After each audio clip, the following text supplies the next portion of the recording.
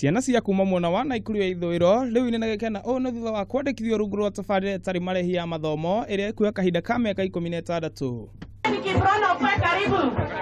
Akĩaria rĩmwe na ũcio mũikari gĩtĩ wa gĩkundi gĩkĩ rungu rwa Live and Learn nĩ augĩte atĩ tabarĩra ĩyo nĩ ĩkũguna arutwo aingĩ kũrĩa merutĩire kũheana ũteithio wa irio na indo itiganĩte cia gũthoma. I'm so very thankful to all of these wonderful people who make this possible, that these children who have so little and had so little possibilities in the past can now go to school, and not just any school.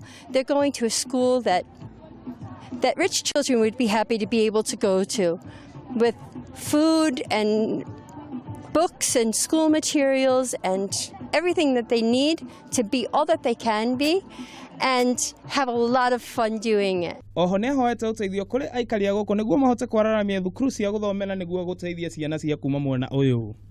My major message to the Kenyans watching right now is to think about the possibilities of donating to Live and Learn in Kenya Education Center, because we really need a lot of help. Ũnyitanĩri ũyũ ũrĩa ũkuruhanagia anyiti itemi rũhonge-inĩ rwa gĩthomo nĩ ũtanyĩte kũgacĩrithia mathomo bũrũri-inĩ ũndũ ũmwe na kaunti-ini ya Naikuru.